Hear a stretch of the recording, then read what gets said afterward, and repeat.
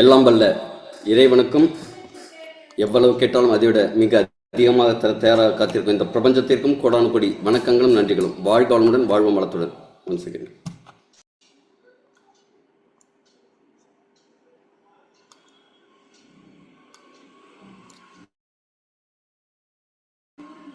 கோடிக்கும் அதுக்காக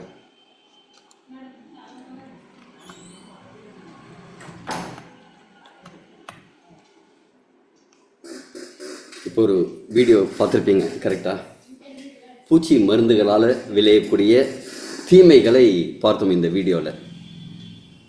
நம்ம உடம்புல நோய்களுக்கு காரணமாக இருக்கிறது, நம்ம உடம்புங்கிறது தானாகவே உடம்பை கெடுத்துக்கிறது ஒரு விஷயம் அப்படின்னாலும் வெளியிலேருந்து வந்து கெடுக்கிற விஷயம் நிறையா இருக்குது. அதில் குறிப்பாக பூச்சி கொல்லி விஷங்கள், பூச்சி மருந்து பூச்சிக்கொல்லி மருந்து அப்படின்னு தான் சொல்கிறாங்க. அது பழகி போச்சு நம்ம எல்லாருக்குமே. ஒரு விஷத்தை கூட மருந்தாக பார்க்குற அளவுக்கு நம்ம பிரெயின் வாஷ் செய்யப்பட்டு இருக்கு.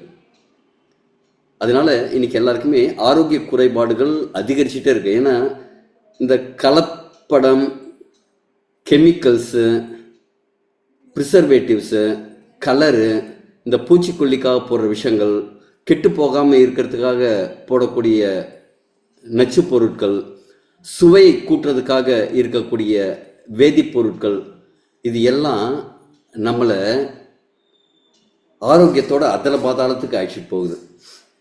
அப்போ திருப்பி மேலே வரத்துக்கு என்ன வழி இருக்கு? மேலே வரத்துக்கு வழி தெரியறதுக்கு முன்னாடி நம்ம என்ன செய்யணும்னா, ஆடியோ கிளியராக இருக்குல்ல? 2 பேர் ஹேண்ட் ரைஸ் பண்ணியிருக்கீங்க. ஆடியோ கிளியராக இருக்காங்க சார்? ஷார்ட்டில் போடுங்க ப்ளீஸ். தேங்க்யூ. இப்போ யாரும் ஹேண்ட் ரைஸ் பண்ண வேண்டாம். உங்களுக்கு ஏதாவது டவுட்ஸ் இருந்ததுன்னா கடைசியில் நம்ம டிஸ்கஸ் பண்ணுவோம். Thank you Sivakumar sir. Thank you very much. Thank you Murugan sir. நன்றி. Thank you very much. இன்னைக்கு நாமும் சரி, நம்மை சுற்றி இருக்கும் நபர்களையும் ஆரோக்கிய குறைபாட்டோடு தான் பார்க்குறோம். அதற்கு முக்கியமான காரணம் நம்ம உடம்புல தேங்கும் நச்சுக்கள். நன்றி Harish sir. Thank you very much. நன்றி சார். நம்ம உடம்புல தேங்கக்கூடிய நச்சுக்களோட ரீசன் தான் பாதியில் முழுக்க அதுதான் காரணம். அப்போ நம்ம உடம்புல வேஸ்ட் எக்ஸ்கிரீஷன் சிஸ்டம்னு ஒன்று இருக்கு.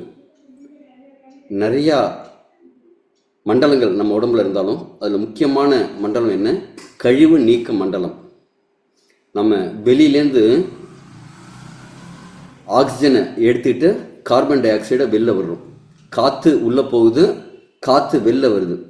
அந்த காற்று உள்ளே போய் நம்ம உடம்புல தேவையான பிராண சக்தியை கொடுத்துட்டு நம்ம உடம்புல தேங்கின கழிவுகள்லாம் எடுத்துகிட்டு போகும். மூச்சு விட்டுட்டே இருக்கும், கழிவுகள் வந்துட்டு இருக்கு, போயிட்டே இருக்கு. அதே மாதிரி தண்ணி குடிக்கிறோம். தண்ணியில் அதோட பிராண சக்தியை மட்டும் எடுத்துக்குது உடம்பு. தேவையில்லாத கழிவுகள்லாம் வெளில நீக்கிட்டு இருக்கு. உணவை எடுத்துக்கிறோம். உணவில் இருக்கிற சத்துக்களை உறிஞ்சிக்கிட்டு அதில் இருக்கிற நீர்ச்சத்து, நார்ச்சத்து, protein, fibre, micro nutrients, macro nutrients, fat contents எல்லாத்தையும் உடம்புக்கு தேவையானதெல்லாம் எடுத்துக்கிட்டு தேவையில்லாதெல்லாம் வெளில தள்ளுது. இங்கே எங்கே நம்ம உடம்புல பிரச்சனை வருது? ஏதோ ஒரு இடத்துல பிரச்சனை வருது இல்லைங்களா? அதைத்தான் இன்னைக்கு பார்க்க போகிறோம். என்ன செஞ்சால் சரியாகும் அப்படிங்கிறத பார்க்க போகிறோம். இந்த கழிவுகளை நீக்கியாச்சு அப்படின்னாலே நம்ம பாதி ஆரோக்கியம் நம்ம அடைஞ்சிரும். நம்ம முன்னாடி சொல்லுவாங்க, மலச்சிக்கலம் இல்லை அப்படின்னா உடம்பு ஆரோக்கியமாக இருக்கும் அப்படின்னு சொல்லுவோம் நம்ம பழைய காலத்தில். அதனால தான் பேதிக்கு மருந்து கொடுக்கறது. ஒரு 3 மாதத்துக்கு ஒரு ட்ரிப்பு, சிலருக்கெல்லாம் மாதத்துக்கு ஒரு ட்ரிப்பு அப்படின்னு சாப்பிட்ற பழக்கம் இருக்கும். அது மாதிரி லங்கனம் பரம ஔஷதம் அப்படின்ட்டு பட்டினியாக இருப்பாங்க, விரதம் இருப்பாங்க. விரதம் இருக்கும்போது என்னாகும்? வயிறு காலியாகும், வயத்தில் இருக்கிறதெல்லாம் வெளியேறும். லங்கனம் பரம ஔஷதம் அப்படின்னா, லங்கனம் அப்படிங்கிறது பட்டினியாக இருக்கிறது. பரம ஔஷதம்னா இருக்கிறதுலே மிகப்பெரிய மருந்து, பசியோடு இருக்கிறது. உணவை உடம்புக்கு கொடுக்காம அது ரிப்பேரிங்கான ஒரு வாய்ப்பை கொடுக்கறது. நாம் என்ன செய்கிறோம்? காலையிலேருந்து நைட்டு வரைக்கும் ஒரு தொழிற்சாலையை மட்டும் ஸ்டாப் பண்ணுறதே இல்லை. வாயில் இருக்கிற மெல்லும் தொழிற்சாலையை, டீ, காபி, பன்னு, வடை, பொங்கல், பூரி, ஸ்நாக்ஸு, பஜ்ஜி, போண்டா, நொறுக்கு தீனி, இதே மாதிரி காலையிலேருந்து நைட்டு தூங்குற வரைக்கும் போட்டு அரைச்சிக்கிட்டே இருக்கும். அப்போ இடைவிடாத வேலை நம்ம உடலுக்கு கொடுத்துட்டே இருக்கும்.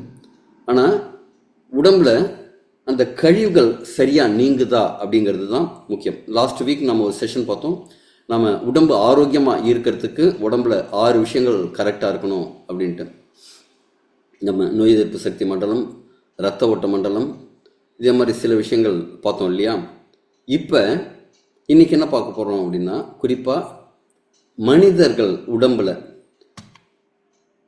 இவ்வளோ பெரிய இன்டெலிஜென்ட்டான மிஷின் என்ன ஆகுதுங்க, ஒரு அரிசி சோறும் கொஞ்சம் வடை, பொங்கல், பூரி, சாம்பார் அப்படின்னு போட்டால் அந்த உணவுப் பொருளை உயிர் உள்ள ஒரு செல்லாக மாற்றுது பாருங்க. உயிராக மாற்றுது, ரத்தமாக மாற்றுது, சதையாக மாற்றுது, செல்களாக மாற்றுது. இது எவ்வளவு பெரிய இன்டெலிஜென்ட்டான மிஷின் பாருங்கள், புத்திசாலித்தனமான மிஷின் பாருங்கள். இது எவ்வளோ பெரிய விஷயம். நீங்கள் ஒரு கரும்பை விட்டால் அது சாரை எடுத்துகிட்டு கரும்பு சக்கையை வெளில எடுக்கும். ஆனால் இது என்ன செய்யும்னா, உள்ள போடுற உணவு வாயில் வரைக்கும் தான் நீங்கள் பேர் வச்சுருப்பீங்க அதுக்கு, பொங்கல், பூரி, வடை, இட்லின்னு.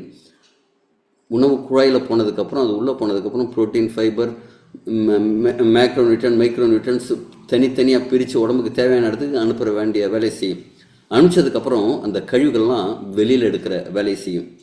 நம்ம உடம்புக்கு நல்ல நாலேஜ் இருக்குது, அதுக்கு தெரியாதது எதுவும் கிடையாது. எது உடம்புக்கு வேணும், எது உடம்புக்கு வேணான்னு தெரிஞ்சு கரெக்டாக வெளில எடுத்துடும்.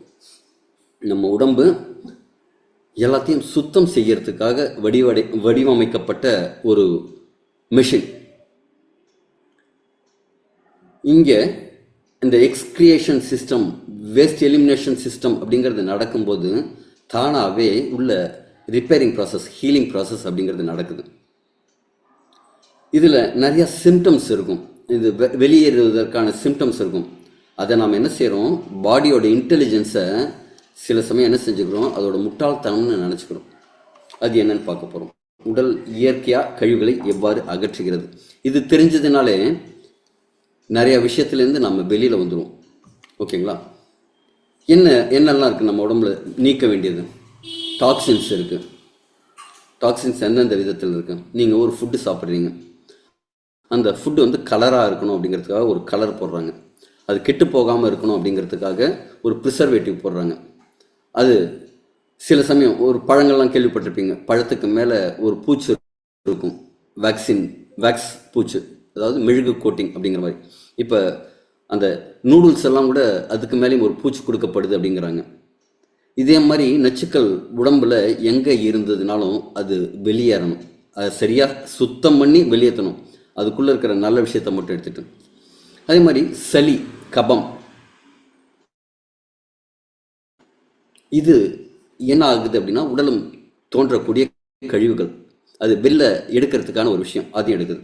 நம்ம பிறக்கும்போது ஒரு 3 கிலோவில் இருந்தோம், இன்றைக்கி ஒரு 60 கிலோ 70 கிலோன்னு இப்படி வளர்ந்துருக்கோம். நேற்றுக்கு வாங்கின இந்த செல்ஃபோன் பார்த்தீங்கன்னா இவ்வளோ உடசல்லாம் இருக்குது. உங்கள் செருப்பை போய் பாருங்கள், தேஞ்சு போய் கிடக்கும்.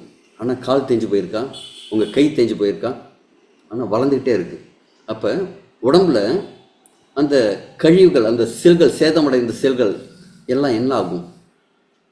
அது பழையன கழிதலும் புதியன புகுதலும் நடந்துகிட்டே இருக்குது. நாளைக்கு என்ன செய்வோம், போகி கொளுத்துவோம்.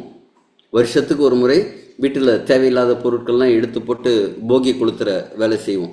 ஆனால் உடம்பு தினசரி அந்த வேலையை செஞ்சுட்டு, தேவையில்லாத செல்கள் எல்லாம் வெளியேற்றி புது செல்கள் உருவாக்குற வேலையை தினசரி ஒவ்வொரு நொடியும் செஞ்சிட்ருக்கு. அதே மாதிரி நம்ம உடம்புல நோய்க்கிருமிகள், வைரஸ், பாக்டீரியா இருக்குது. அது என்னங்க நோய்க்கிருமிகள்? கிருமிகள்னாலே கெட்டது கிடையாது. உடம்புல நல்ல கிருமிகள், நல்ல பாக்டீரியாவும் இருக்குது. அதே சமயத்தில் கெட்ட, உடம்புக்கு கெடுதல் செய்யக்கூடிய பாக்டீரியாஸ், வைரஸும் இருக்குது. உடம்புக்கு நல்லது எது, கெட்டது எதுன்னு தெரியும். தேவையில்லாத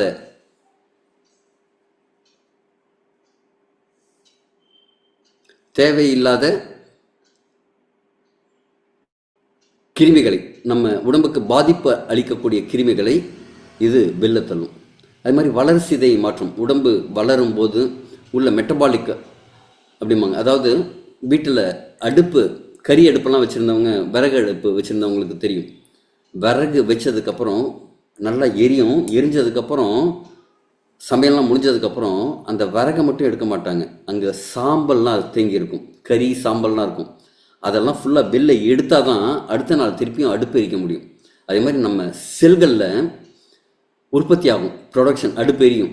நமக்கு சமையல் செஞ்சு சாப்பாடு போடுறது எங்கே அப்படின்னா, நீங்கள் சாப்பிடுவீங்க, அந்த சாப்பாடை அப்படியே உடம்பு எடுத்துக்குமான்னு எடுத்துக்காது. அந்த சாப்பாடை குளுக்கோஸாவோ ஃபேட்டாவோ ப்ரோட்டீனாவோ மாற்றி உடம்புக்கு தேவையான எனர்ஜி கொடுக்கும். இந்த குளுக்கோஸ் அப்படிங்கிறது செல்லுக்குள்ளே போகும்போது திறந்து விடுற வேலையை செய்கிறது நம்முடைய இன்சுலின். அது திறந்து விட்டோடனே உள்ள செல்லுக்குள்ளே அந்த சுகர்னு நம்ம சொல்லக்கூடிய குளுக்கோஸ் போய் மைட்டோகாண்ட்ரியா அப்படிங்கிற அடுப்பில் ப்ரொடக்ஷனாக மாறும். ஏடிபி அப்படின்னு ஒரு ப்ரொடக்ஷன் ஆகும். அதுதான் நம்ம தேவையான ஆற்றலாக மாறுது. அந்த ஆற்றல் வந்ததுக்கப்புறம், கிடச்சதுக்கப்புறம் அதில் இருக்கிற கழிவுகள்லாம் வெளியேறணும். இது எல்லாமே நடக்கணும். இதெல்லாம் நாம் செய்கிறோம்னா செய்யறதில்ல. வீட்டை எடுத்து பெருக்கி கூட்டுற மாதிரி இதெல்லாம் செய்யறதில்ல. அது தானாகவே வீட்டுக்குள்ளே அந்த சிஸ்டம், ஒவ்வொரு சிஸ்டமும் தொடர்ந்து நடந்துகிட்ருக்கு, தினமும் நடந்துருக்கு, ஒவ்வொரு நொடியும் நடந்துகிட்ருக்கு. இப்போ இங்கே பிரச்சனை அப்படிங்கிறது எங்கே தொடங்குது அப்படின்னா, உங்கள் வீடு இருக்குங்க. வீட்டில் என்ன செய்வீங்க? தினசரி பெருக்குவீங்க. ஏங்க டெய்லி பெருக்கணும்? நேற்றுக்கு தான் பெருக்கணுமே, இன்னைக்கு ஏன் பெருக்கணும்?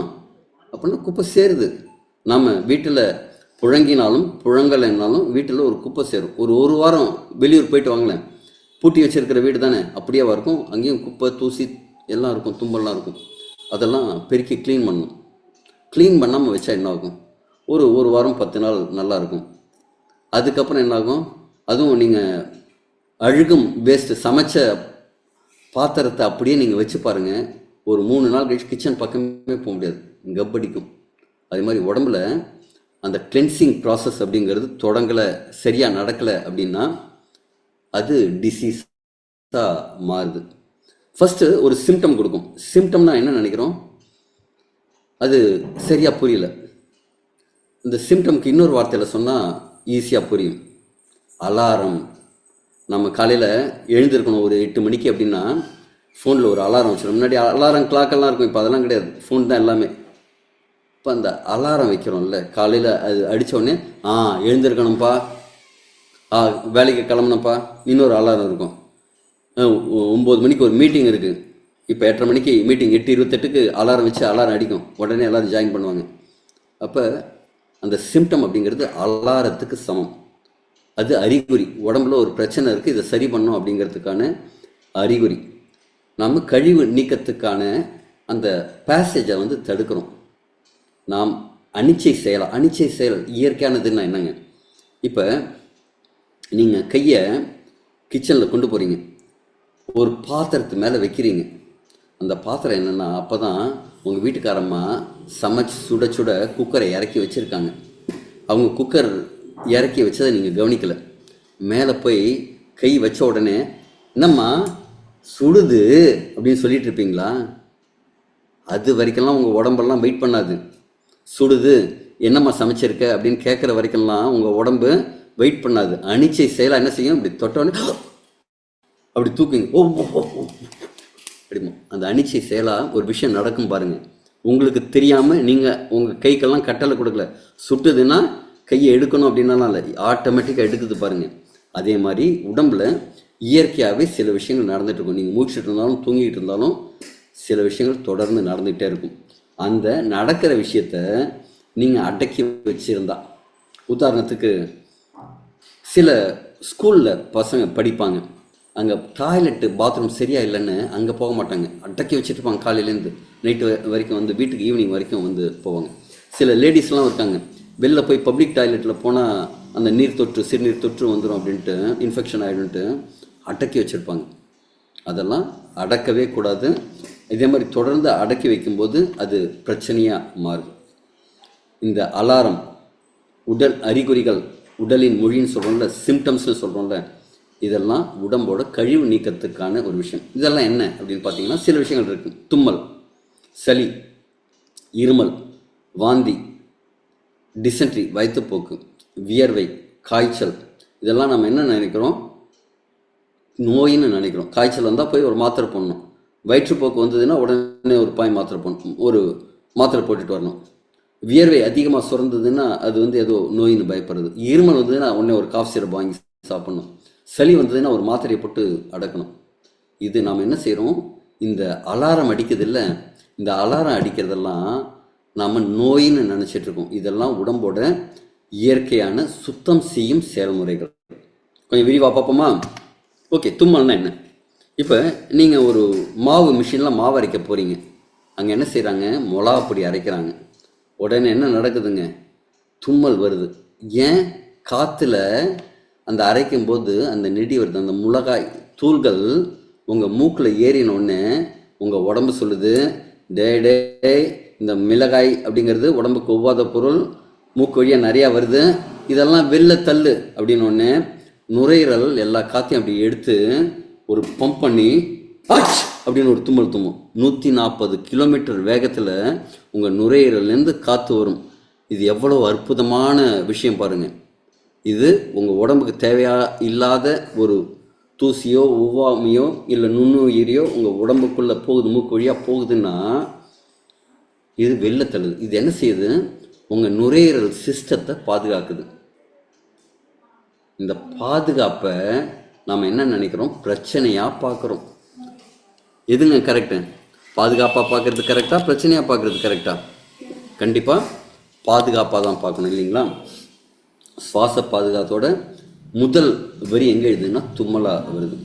இப்போ தும்மல் வரும்போது என்ன நடக்கும், நமக்கு மூக்கு பக்கம்லாம் எரிச்சல் இருக்கும், ஒரு ரன்னிங் நோஸ் மாதிரி வரும், ஒரு ஒரு நீர் கசிவும் அதோடு வரும். இது எப்படி நடக்கும் அப்படின்னா, ஃபஸ்ட்டு உள்ளே வந்த உடனே இங்கே உள்ளுக்குள்ளே ஒரு இரிட்டேஷன் ஸ்டார்ட் ஆகும். இது ஏதோ உள்ளேருந்து வெளில வருது, வெளிலேருந்து உள்ளே வருது, ஃபாரின் ஆப்ஜெக்ட் வருது அப்படின்ட்டு சில இந்த திரவம் சுரந்து அந்த தேவையில்ல துகள்கள்லாம் கேட்ச் பண்ணிடும். திருப்பி உள்ளே போகாமல் அந்த ஈரப்பதம் பிடிச்சிக்கும். ஒரு நரம்பு மண்டலம் தூண்டும், மூளை வந்து ஒரு சிக்னல் கொடுக்கும், காற்றை அழுத்தி வேகமாக தள்ளு அப்படின்ட்டு. இது வெளில தள்ளும். இப்போ நீங்கள் தும்மலை ஒன்றே ஒரு மூக்கு பொத்திட்டு அப்படி பொத்திட்டான்னு வச்சுங்க, வெளில வர வேண்டியதை வெளில வராமல் நீங்கள் உள்ளே தடுக்கிறீங்கன்னு அர்த்தம்.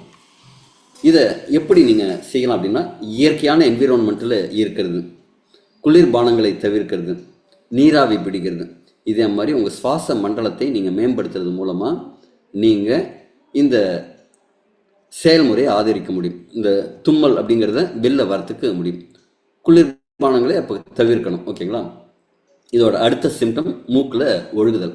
நீங்கள் அடைச்சி வச்சுட்டீங்க, அடைச்சி வச்சதை என்ன செய்யும், உடனே வீட்டில் இருக்கிறது பெருக்கினா போகலை அப்படின்னு ஒன்று கழுவி விடுவோம்ல. வீட்டில் கொஞ்சம் சோப்பு போட்டு லைட்டாக தண்ணியை ஊற்றி கழுவி விடுற மாதிரி இந்த உடம்பு என்ன செய்யும், கழுவி விடும்.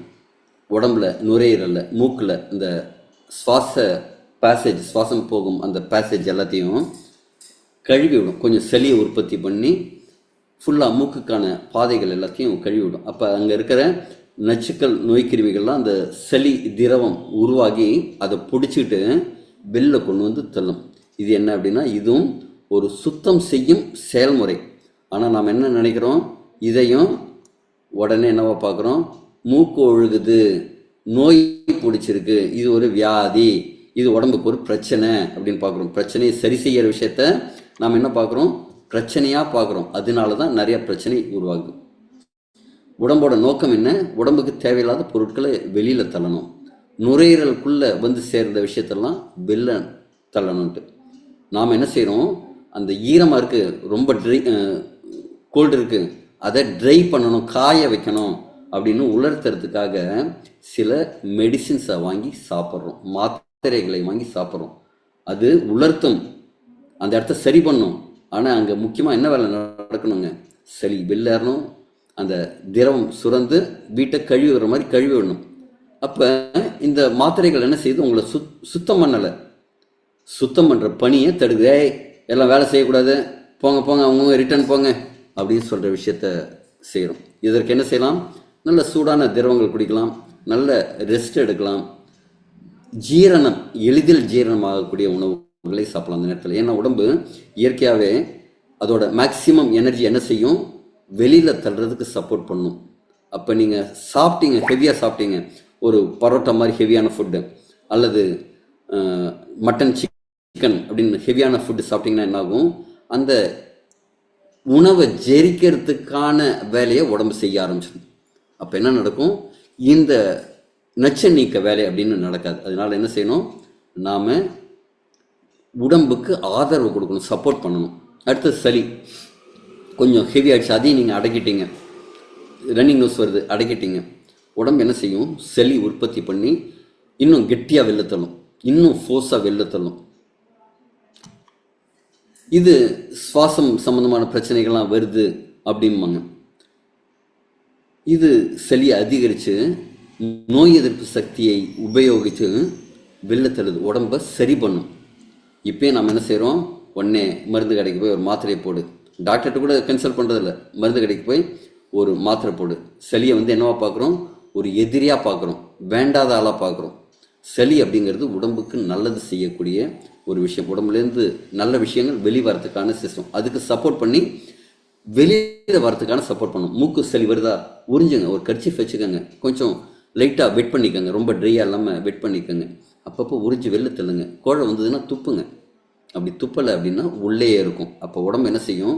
அடுத்தது வேற செய்யும். இப்போ இதுக்கு என்ன செய்யலாம்னா, வெப்பம் உடம்புக்கு சூடுபடுத்தணும், நிறையா ஹைட்ரேட் பண்ணணும். ஏன்னா அந்த ஹைட்ரேஷன் பண்ணால் தான் அந்த தண்ணியை வச்சுட்டு உடம்பு வெளில தள்ளும். போதுமான ஓய்வு கொடுக்கணும். இன்னொரு விஷயம் சொல்லித்தரேன், லிங்க முத்ரான்னு இருக்குது, நீங்கள் நெட்டில் சர்ச் பண்ணுங்கள். கையை இப்படி வச்சுக்கணும், கட்டை விரல் மேல் பக்கம் தோன்றி எல்லா விரல்களும் கோத்துக்கிட்டு இப்படி வைக்கும்போது உங்கள் இடது நாசி அடைப்பு இருந்ததுன்னா இடது பக்கம் கட்டை விரல் மேலே இருக்கிற மாதிரியும், வலது பக்கம் நாசி கம்மியாக இது இப்படி கோத்துக்கணும். தெரியுதுல? இப்படி கோத்து கையை பிடிச்சிட்டு கட்டை விரல் மட்டும் மேல் நோக்கி இருக்கிற மாதிரி இப்படி பிடிச்சிட்டிங்கன்னா, அழுத்தமாக பிடிச்சிக்கும் போது என்ன ஆகும்னா, உங்கள் நுரையீரலோட வெப்பம் அதிகரிக்கும், பாடியோட ஹீட் டெம்பரேச்சர் அதிகமாகும். அப்போ அந்த சளியோட வெளியில் தள்ளுற ஒரு சப்போர்ட் இருக்கும். இப்போ என்ன செய்யலாம்? நீராவி பிடிக்கிறது எல்லாமே செய்யலாம். உடம்பை ஹீட் பண்ணுறது, உள்ளே இருக்கிற சளி வெளில இருக்கிறது, அந்த வேவு பிடிக்கிறதுன்னு சொல்லுவாங்கல்ல, அதெல்லாம் செய்யலாம். போதுமான ஓய்வு எடுக்கலாம். இது இப்போ இதையும் நீங்கள் கண்ட்ரோல் பண்ணிட்டீங்க. சளி மூலமாகவும் வெளில எடுக்க செய்யலை அப்படின்னா உடம்பு சிக்னல் நிறையா கொடுக்கும். இருமல் வெளில தள்ளுறதுக்கு எனக்கு வாய்ப்பு கொடு அப்படின்ட்டு அடுத்த அலாரம் அடிக்கும். ஸ்னூஸ் பண்ணிவிடுவீங்க தெரியுமா? ஸ்னூஸ் பண்ண அடுத்தது அடிக்கும் பாருங்கள். அதே மாதிரி ஒரு எழுந்திருக்கும் போது ஸ்னூஸ் பண்ணுவீங்க, ஒரு 5 நிமிஷம் அடுத்த அலாரம் வரும். அதே மாதிரி இதுவும் ஒரு ஸ்னூசிங் சிஸ்டம், திருப்பி அலாரம் அடிக்கிற சிஸ்டம். இருமல் அப்படிங்கிறது சளியை வெளில தள்ளனப்பா, உள்ள நுரையீரல் நிறையா சளி இருக்குது, நீ கொஞ்சம் சப்போர்ட் பண்ணு அப்படிங்கிறோம். அந்த மாசுபாடுகள்லாம் இதுக்கும் அந்த லிங்க முத்ரா அப்படிங்கிறது பண்ணலாம். உள்ள தொற்று மோசமாகுதுங்கிறது அர்த்தம். இது அப்படியே விட்டால் இன்னும் ரொம்ப நுரையீரல் பலவீனமாகும். இதுக்கு சுடான நீர், மூலிகை பானங்கள், அந்த வேவு பிடிக்கிறது, பேசாமல் இருக்கணும். நிறையா பேசினா தொண்டை ரொம்ப ஸ்ட்ரெயின் ஆகும். அதனால குரல், சுவாச ஓய்வு, ரொம்ப மூச்சு வர்ற மாதிரி அப்போல்லாம் ரன்னிங் அதே மாதிரியெல்லாம் பண்ணி சுவாசம் அதிகமாக எடுக்கிற மாதிரி இல்லாமல் மைல்டு சுவாசம் எடுக்கிற மாதிரி மெடிடேஷன் பண்ணுற மாதிரி சில விஷயங்கள் செஞ்சு அமைதிப்படுத்தணும். அடுத்தது உடம்பு என்ன செய்யும்? வாந்திங்கிற ஒரு விஷயத்த தள்ளும். என்ன? உடம்புக்கு தேவையான நச்சு உணவுகள் ஏதாவது போச்சுன்னா என்ன செய்யும்? உடம்பு வெளில தள்ளும். இப்போ வீணாக போன உணவு, அழுகி போன உணவு, உடம்புக்கு ஒவ்வாத உணவு ஏதாவது வந்துடுச்சுன்னா உடம்புக்கு ஒரு அறிவு இருக்குங்க. உள்ளே வந்த உடனே அதை செக் பண்ணி பார்க்கும், இதெல்லாம் ப்ரோட்டீன், ஃபைபர் எல்லாம் கரெக்டாக இருக்கா, நியூட்ரியன்ஸ் கரெக்டாக இருக்கா அப்படின்னு செக் பண்ணிவிட்டு அதில் ஏதாவது வீணாக போன பொருள் இருந்ததுன்னா உடனே நரம்பு மண்டலத்தை தூண்டும், திரவங்களை நிறையா சுரந்து வெளியில் தள்ளுறதுக்கான வேலையை செய்யும். நாம் என்ன செய்கிறோம்? வாந்தி எடுத்தால் அதை ஒரு வியாதின்னு நினச்சிக்கிறோம். இப்போ கேளுங்க, இந்த உடம்பு அற்புதமான படைப்பு, இறைவன் படைப்பில், இந்த பிரபஞ்சத்தோட படைப்பில் ஒரு அற்புதமான ஒரு படைப்பு. இந்த படைப்பில் இந்த உடம்புக்குன்னு ஒரு அறிவு இருக்குது. இந்த அறிவு என்ன சொல்லுது? இது உடம்புக்கு தேவையில்லாத பொருள், இதை வெளில தள்ளு அப்படிங்கிறாங்க. உடனே நம்ம மனித அறிவு என்ன சொல்லுது? இது நோய், இது ஒரு வியாதி, இது உடம்புக்கு ஒரு பிரச்சனை, இதை சரி பண்ணு அப்படின்ட்டு அந்த வாந்தியை நிற்கிறதுக்கு முயற்சி பண்ணுறோம். நம்ம அலோபதி மெடிசன்லாம் என்ன சொல்லுதுன்னா, உங்கள் உடம்போட அறிவு கெட்டது, அதுக்கு புத்தி இல்லை. இறைவனோட அறிவு சரியில்லை. இறைவனோட அறிவு தானேங்க இவ்வளோ பெரிய உடம்பு மெக்கானிசம்லாம். இறைவனோட அறிவு சரியில்லைன்னு சொல்கிறது தாங்க இந்த அலோபதி மருத்துவம். உடம்புக்கு நேச்சராக தெரியும், உடம்புக்கு தேவையில்லாத பொருட்கள் இருந்ததுன்னா வெளில தள்ளணும் அப்படின்ட்டு. அதே மாதிரி தள்ளும்போது வாந்தியாக இருக்கும், தீங்கு விளைவிக்கும் பொருட்களை உடம்புலேருந்து வருது. அதே மாதிரி ஃபுட் பாய்சன் ஜென்ரலாக சொல்லிவிடுவோம். அந்த பாய்சன் ஏதாவது இருந்ததுன்னா வெளில தள்ளிடும். இது உயிர் வாழ்வதற்கான, உயிரை உங்களை பத்திரமா பார்த்துக்கிறதுக்கான ஒரு வழிமுறை இது. வாந்தியை கட்டாயமாக நிறுத்தும் போது என்ன ஆகும்னா நச்சுக்கள் உள்ளே தங்கிடும். அதே நேரத்தில் அப்போ கடினமான உணவுகளை உட்கொள்ளக்கூடாது. ரொம்ப லைட்டாக தண்ணீர் மட்டும் அருந்திட்டு இருக்கணும். தேவைப்பட்டதுன்னா கொஞ்சம் கஞ்சி மாதிரி ஃபுட் எடுத்துக்கலாம். மைல்டு ஃபுட்ஸ் மட்டும்தான் எடுத்துக்கலாம். இதுக்கு என்ன செய்யணும், வயிற்றை கொஞ்சம் ஓய்வு எடுக்கணும். அதுக்கு ரொம்ப ஸ்ட்ரெயின் பண்ணக்கூடாது. வெதுப்பான நீரை கொஞ்சம் கொஞ்சமாக குடிங்க. முடிஞ்சதுன்னா கொஞ்சம் எலுமிச்சம்பழம் உப்பு போட்டு அந்த தண்ணீர் குடிக்கலாம். ஆக்சுவலி அதை ஆல்கலைனாக மாற்றும். வெளியில் இருக்கும்போது அசிடிக், உள்ளே போகும்போது அது ஆல்கலைன். அதுக்கப்புறம் கொஞ்சம் ரிலாக்ஸ் ஆனதுக்கப்புறம் கொஞ்சம் கொஞ்சமாக நீங்கள் உணவு சேர்க்கலாம். அடுத்தது மேல் வழியாக கொண்டு வர வேண்டியது மேல் வழியாக கொண்டு வரும். கீழ் வழியாக குடல் வழியாக கொண்டு போக வேண்டியது குடல் வழியாக வெளில தள்ளுறது தான் வயிற்றுப்போக்கு, டிசென்ட்ரி, பேதி. இது எப்படி வேணாலும் பேர் எடுத்துக்கோங்க. இது ரொம்ப விரைவாக உடம்புல இருக்கிற நச்சுக்களை அகற்றும் திறன். அப்போ இதில் வயிற்றுப்போக்கு போகும்போது எதுக்காக அப்படின்னா அந்த நச்சு பொருட்கள் குடல் வழியாக பாஸ் ஆகுது. குடல் வழியாக பாஸ் ஆகும்போது குடலோட தன்மை என்ன அப்படின்னா அதில் இருக்கிற சத்துக்களை எல்லாம் ஈர்த்துக்கும். இப்போ விஷம் இருந்ததுனாலும் அது ஈர்த்துக்க வேண்டிய கட்டாயத்தில் இருக்கும். உடம்பு ஒன்று என்ன செய்யும், வேகமாக தள்ளிட்டு போய் வெளியில் ரெக்டமுக்கு தள்ளி வெளில தள்ளும். அப்போ வேகமாக வெளியேற்ற நடவடிக்கைக்கு என்ன செய்யும், உடம்புல இருக்கிற ஒவ்வொரு செல்லுலேருந்தும் தண்ணியை எடுத்துகிட்டு போய் உங்கள் உடம்புல இருக்கிற நச்சுக்களை தள்ளும். இந்த நேரத்தில் நம்ம என்ன செய்கிறோம், உடனே ஒரு பேதிக்கு மாத்திரை மருந்து கடையிலேருந்து வாங்கிட்டு கொடுத்துறோம். இதை சரி பண்ணணும்னா என்ன செய்யணும், நிறைய தண்ணி குடிக்கணும். குறிப்பாக சர்க்கரையும் உப்பும் சேர்ந்த கரைசல், அதுவும் வெள்ளை சர்க்கரை கிடையாது, நாட்டு சர்க்கரை சேர்த்துக்கலாம். நாட்டு சர்க்கரையும் கல்லுப்பும் கலந்து அந்த தண்ணியை, இந்த தூள் உப்பெல்லாம் போட்டெல்லாம் குடிக்காதீங்க. இந்த உப்பு சர்க்கரை கரைசல் அப்படிங்கிறது உங்கள் உடம்புக்கு, டீஹைட்ரேட் ஆன உடம்புக்கு ஒரு சத்தை கொடுக்கும். நீங்கள் நீர் குடிக்க குடிக்க குடிக்க அது வெளில போகும். விடுங்க, வெளில போகிறதுக்கு விடணும். இப்போ எப்போ சரியாயிடுச்சு அப்படின்னா உங்களுக்கு குடல் சுத்தமாகி வயிற்றுப்போக்கு நிற்கிறதுக்கான அறிகுறி என்னென்னா ஒன் பாத்ரூம் வரும். சிறுநீர் கழிக்க ஆரம்பிச்சிட்டிங்க அப்படின்னா உங்கள் சுத்தம் செய்யும் அந்த சிஸ்டம், அந்த ப்ராசஸ் முடிஞ்சிடுச்சுன்னு அர்த்தம். இதை பாருங்கள், ரொம்ப டிசென்ட்ரி ஆச்சுன்னா மோர் குடிக்கலாம், மோர் குடித்து கட்டுப்படுத்தலாம். ஆனால் மாத்திரை போட்டெல்லாம் கட்டுப்படுத்தாதீங்க. இப்பயும் என்ன செய்யணும்னா லேசான உணவுகளை எடுக்கணும். அதே மாதிரி வியர்வை என்னென்னா தோலில் இருக்கிற நச்சுக்களை நீக்கும் விஷயம்தான் வியர்வை. இன்றைக்கி நிறைய பேருக்கு வியர்வையே வரதில்லை. 23ஆம் புலிகேசியில் அந்த மன்னர் சொல்கிற மாதிரி என் முகத்தில் நீர் துளிர்க்கிறதே எப்படி அப்படின்னு கேட்குற மாதிரி நிறைய பேர் கேட்குற சூழ்நிலை இருக்காங்க. ஏன்னா நிறைய பேர் ஏசி ஆஃபீஸில் ஒர்க் பண்ணுறாங்க, கூல் கிளைமேட்லேயே காலையிலேருந்து இருக்காங்க, கார்லேயே ஏசி போட்ட கார்லேயே போகிறாங்க. ஏன்னா வெளில இருக்கிற தூசியெல்லாம் பாதிக்கும் அப்படின்ட்டு. அப்போ உங்களுக்கு வியர்வை அப்படிங்கிறதே இல்லை. யாருக்கெல்லாம் வியர்வை வரும்போது பேட் ஸ்மெல், ஓடர் இருந்ததுன்னா அவங்களுக்கு தோலில் நச்சுக்கள் அதிகமாக இருக்குன்னு அர்த்தம். இந்த வியர்வையோட பங்கு என்னென்னா தேவையில்லாத உப்புகள், உடம்புல கடைசியாக தேங்கி இருக்கிற கழிவுகளை எல்லாம் வெளில தள்ளுறதுக்கு என்ன செய்யணும், தோல் வழியாக தள்ளும். உப்புக்கள், இந்த மெட்டபாலிக் வேஸ்ட்டு, இது எல்லாத்தையும் தள்ளும். இன்னொரு விஷயம் என்னென்னா நம்ம உடலில் வெப்பநிலையை மெயின்டைன் பண்ணும். 98.4 degrees மெயின்டைன் பண்ணும். நீங்கள் வெயிலில் போனீங்க அப்படின்னா என்ன ஆகும், உடம்பு குளிர்விக்கிறதுக்காக, அதை கண்ட்ரோல் பண்ணுறதுக்காக நம்ம உடம்புல ட்ரிபிள் வார்மர்னு ஒரு ஹீட்டர், அந்த ப்ராசஸ் இருக்குது. அது வெளியில் போகும்போது வெயில் அதிகமாச்சுன்னா உங்களை அந்த பாதுகாக்கிறதுக்காக, குளுமைப்படுத்துறதுக்காக வியர்வை சுரக்கும். இல்லை நீங்கள் நிறையா ஒர்க் அவுட் பண்ணுறீங்க அப்படின்னா உடம்பு ஹீட் ஆகும், ரத்த ஓட்டம் அதிகமாகும், கொழுப்புகள்லாம் கரையும், எரியும், உடம்புல இருக்கிற எல்லா செல்களில் இருக்கிற அடுப்பும் எரியும். அப்போ ஹீட் ஜென்ரேட் ஆகும். அப்போ குளிர்விக்கிறதுக்காக வெளியிலேருந்து ஸ்வெட் வரும். இந்த ஸ்வெட் வரும்போது, வியர்வை வரும்போது உடம்புல இருக்கிற நச்சுக்கள் எல்லாம் வியர்வை வழியாக வரும். இன்றைக்கி நிறைய பேருக்கு செடன்ட்ரி லைஃப் ஸ்டைல், உட்காந்தே செஞ்சு பழகிடுச்சு. அப்போ வியர்வைங்கிறது இல்லாமல் இருக்குது. இதுக்கு என்ன செய்யலாம், நச்சுக்களை வெளியேற்றணும். வியர்வை தடுக்கப்படும் போது வியர்வை வரும்போது வெளில வராமல் நம்ம ஃபேனை போட்டுட்டு உட்காந்துக்கிறது, ஏசியில் உட்காந்துக்கிறது, இதெல்லாம் செய்யும்போது என்ன ஆகுன்னா இந்த கழிவு நீக்கம் அப்படிங்கிறது தடுக்கப்படுது. இது வியர்வையை ஊக்குவிக்கிறதுக்கு என்ன செய்யலாம்? உடற்பயிற்சி செய்யலாம், நீராவி குளியல் செய்யலாம், வெயிலில் இருக்கலாம். இதுக்கு தான் செய்வாங்க. வாழை இலை குளியல்னு ஒரு விஷயம் உண்டு. நம்ம பஞ்சகர்மா அதே மாதிரி நேச்சுரோபதியிலலாம் வாழை இலை குளியல் அப்படின்னு ஒன்று சொல்லுவாங்க. படுக்க வச்சுட்டு வெறும் ஒரு உள்ளாடை மட்டும்தான் இருக்கும். படுக்க வச்சுட்டு வாழை இலையை ஃபுல்லாக கட்டி உச்சி வெயிலில் படுக்க வச்சுருவாங்க. அது என்ன செய்யணும், உடம்புல உங்களை குக்கரில் வேக வைக்கிற மாதிரி இருக்கும். அந்த வெயிலில் படுக்கும்போது வாழை இலையில் இருக்கும்போது உடம்புல அத்தனை வேர்வை அப்படியே கொட்டுங்க. எங்கள் உடம்புல இவ்வளவு தண்ணி எங்கேருந்து வந்ததுன்னு கேட்குற மாதிரி. அந்த வியர்வையெல்லாம் கொட்டின உடனே உடம்புல இருக்கிற விஷம் எல்லாம், நச்சுக்கள் எல்லாம் வெளியேடும்.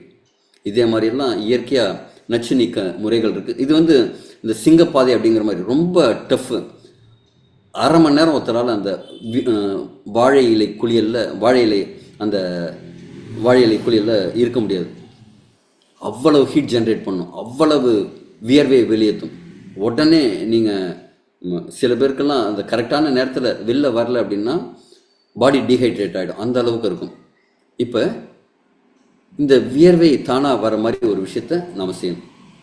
இதெல்லாம் விட ரொம்ப முக்கியமாக காய்ச்சல் அப்படிங்கிறது நம்ம உடம்பு ஒரு நோய் வந்ததுனால வருதுன்னு நினைக்கிறோம். உடனே ஒரு மாத்திரை சாப்பிட்றோம். இங்கே யாரெல்லாம் கோவிட் இன்ஜெக்ஷன் போட்டிருக்கீங்க? கையை தூக்குங்களேன். கோவிட் இன்ஜெக்ஷன், கொரோனா தடுப்பூசி போட்டிருக்கீங்க? யாரெல்லாம் கை தூக்குங்களேன். லக்ஷ்மணமூர்த்தி இங்கே பார்க்குறேன். கவியரசு, ஹெச்எம்சி லக்ஷ்மணமூர்த்தி, பாலகிருஷ்ணன், மதி, ரமேஷ் ஹெச்எம்சி, ரமேஷ் வில்லியங்கிரி, ராம்குமார், ராகவமூர்த்தி, எம்எஸ்டி, சத்யராஜன், சிவகுமார் சிவன், இத்தனை பேர் போட்டிருக்கீங்க. இப்போ thank you very much. Thanks for your response. நன்றி நன்றி நன்றி நன்றி நன்றி. அன்மியூட் இது லோயர் ஹேண்ட் பண்ணிக்கோங்க ப்ளீஸ். லோயர் ஹேண்ட் பண்ணிக்கோங்க. எல்லோரும் போட்டிருக்கீங்க. Okay, thank you. அப்போ இந்த கொரோனா தடுப்பூசின்னா என்ன தெரியுமாங்க? இந்த நோய் எதிர்ப்பு சக்திக்காக ஒரு மருந்தெல்லாம் கிடையாது. அந்த தடுப்பூசி போடுறது எதுக்காகன்னா கொரோனா கிருமிகளை தான் உங்கள் உடம்புல செலுத்தினாங்க. இது எத்தனை பேருக்கு தெரியும்? வீரியம் குறைக்கப்பட்ட அல்லது இறந்த நச்சு கிருமிகளை உடம்புல செலுத்துறது தான் தடுப்பூசி. இந்த தடுப்பூசியை உடம்புக்குள்ளே செலுத்தும் போது நம்ம உடம்புக்கு இயற்கையாகவே நோய் எதிர்ப்பு சக்தின்னு ஒன்று இருக்குல்ல, அது என்ன செய்யும்? இதே மாதிரி கிருமிகள்லாம் உள்ளே வரும்போது இவனை கொன்னாகணும் அப்படின்னு சொல்லிட்டு ஒரு ஃபார்முலா கண்டுபிடிக்கும். கொஞ்சம் கால்சியம் போடு, கொஞ்சம் மெக்னீஷியம் போடு அப்படிங்கிற மாதிரி வேறு உடம்புல இருக்கிற புரதங்கள் இருக்குது. நிறைய காம்பினேஷன் உடம்பு ரெடி பண்ணும். பல லட்சக்கணக்கான காம்பினேஷனில் ரெடி பண்ணி அந்த கிருமி மேலே போடும். கிருமி மேலே போட்ட உடனே அது சாகலைன்னா இந்த காம்பினேஷனில் சாகலை, இன்னொரு காம்பினேஷன் போகும். இந்த காம்பினேஷனில் சாகலை, இன்னொரு காம்பினேஷன் போடும். இந்த காம்பினேஷனில் சாகலை அப்படின்னு எழுதி வச்சுட்டு ஒரு இது போட்டு இந்த காம்பினேஷனில் செத்து போச்சுப்பா இந்த கிருமி அப்படின்னு டைரியில் எழுதி வச்சிடும். டைரி எது தெரியுமாங்க? உங்கள் டிஎன்ஏல எழுதி வச்சிடும். அப்புறம் என்னைக்கு இந்த வைரஸ் இதே மாதிரி வைரஸ் வந்ததுன்னா அப்போ என்ன வரும்? அது நல்ல தெம்பாக வரும். இப்போ என்ன சோப்பலாங்கி. ஆனால் இந்த சோப்பலாங்கி மேலே இது டெஸ்ட் பண்ணி ஒரு ரிசல்ட் எடுத்து வச்சிடும். அதுக்கப்புறம் ஒரிஜினலாக அந்த வைரஸ் தெம்பாக உள்ளே வரும்போது ஒரே போட்டு சாகடிச்சிடும். இந்த குழந்தை பிறந்த உடனே கொஞ்சம் வரிசையாக சில வேக்சின்ஸ் எல்லாம் போடுவாங்க. அதெல்லாம் என்னங்க? இதே மாதிரி சில நோய் எதிர்ப்பு சக்தியை உடம்பு தன்னைத்தானே உருவாக்கக்கூடிய கிருமிகளை டைரக்டாக செலுத்துறது. அப்போ உடம்புக்கு ஒரு அறிவு இருக்கிறதுனால தானே டாக்டர் செலுத்துறாங்க. பிறந்த குழந்தை மேலே ஜஸ்ட் பார்ன் பேபிக்கெல்லாம் ஊசி போடுவாங்க, இதே மாதிரி வேக்சின்ஸ் போடுவாங்க. அப்போ என்ன தைரியத்தில் போடுறாங்க? உடம்புக்கு ஒரு ஆற்றல் இருக்குது அப்படிங்கிற தைரியத்தில் தான். ஆனால் அந்த நேரத்தில் என்ன ஆகும்னா அந்த குழந்தைங்களாக இருக்கட்டும், நீங்கள் கோவிட் இன்ஜெக்ஷன் போட்ட டைமாக இருக்கட்டும், ஒரு ஜுரம் வந்திருக்கும், ஒரு காய்ச்சல் வந்திருக்கும், ஒரு 2-3 நாளைக்கு காய்ச்சல் வந்திருக்கும். இந்த கோவிட் வந்ததுக்கே ஃபஸ்ட்டு சிம்டம் என்னென்னா எல்லா இடத்துலையும் ஒரு நெத்தியில் பார்க்குற மாதிரி ஒரு கன்று மாதிரி ஒன்று வச்சுட்டு உங்கள் பாடி ஹீட் எவ்வளோ இருக்குன்னு தான் செக் பண்ணியிருப்பாங்க. பார்த்துருக்கீங்களா? அப்போ உடம்பு வெளியிலேருந்து வந்த கிருமியை கொள்கிற வேலையை செய்யும்போது உடம்பு ஹீட் ஆகும். அங்கே போகி கொளுத்துது. நாளைக்கு போகி அன்னைக்கு போகி கொளுத்துறது இல்லை. உடம்பு எப்போ உடம்புக்குள்ள தேவையில்லாத கழிவுகள் கிருமிகள் வந்ததுனாலும் அதை கொளுத்துறதுக்கான ஒரு விஷயம் தான் காய்ச்சல். இப்போ அது அங்கே போட்டு போகி கொளுத்தி அந்த கிருமிகள்லாம் கொளுத்திருக்கும். உடனே ஐயோ இது எரியுதுப்பா, இது உடம்புக்கு கெடுதல் அப்படின்னு நம்மளாம் என்ன செய்கிறோம், நல்ல ஒரு குடம் தண்ணியை கொண்டு போய் தள்ளல் ஊற்றி அணைச்சிடுறோம். அப்போ என்ன நடக்கும், உள்ள அந்த வேலை நடக்காது. அந்த கிருமியை வந்தோடனே அப்பா ரொம்ப தேங்க்ஸ்ப்பா, என்னை காப்பாற்றிட்டப்பா, இதோ இந்த மடையன் என்னை கொல்றதுக்காக நிறைய விஷயம் பண்ணிட்டு இருந்தான், நல்ல வேலை என்னை காப்பாற்றிருப்பா, ரொம்ப தேங்க்ஸ்ப்பா அப்படின்னு உங்கள் உடம்புல வந்த கிருமியெல்லாம் உங்களுக்கு தேங்க்ஸ் சொல்லும். நீங்கள் காய்ச்சலை குணமாக்குவதற்காக மருந்து சாப்பிட்டீங்கன்னா அப்போ எவ்வளோ பெரிய மடத்தனம் அப்படின்னு பாருங்கள். அப்போ இது எல்லாம் காய்ச்சல் அப்படிங்கிறது நோய் எதிர்ப்பு சக்தி இருக்கிறவங்களுக்கு தான் வரும். உங்கள் உடம்பு ஆரோக்கியமாக இருக்குங்கிறதுக்கான அர்த்தம் உடம்பு சரியாக வேலை செய்யறதுன்னு அர்த்தம். ஆனால் என்ன செய்யும், காய்ச்சல் வரும்போது ஒரு டயர்டாக இருக்கும் நமக்கு. ஏன், உள்ளே இருக்கிற எனர்ஜி முழுக்க அந்த கிருமிகளை கொள்றதுக்கான வேலையை செஞ்சிட்ருக்கு. அப்போ சாப்பாடு பிடிக்காது, நாக்கு கசக்கும். நாக்கு எதுக்காக கசக்குது, நீங்கள் சாப்பிட்டு போகிறீங்களே கசந்ததுன்னா டேஸ்ட்டு தெரியாது.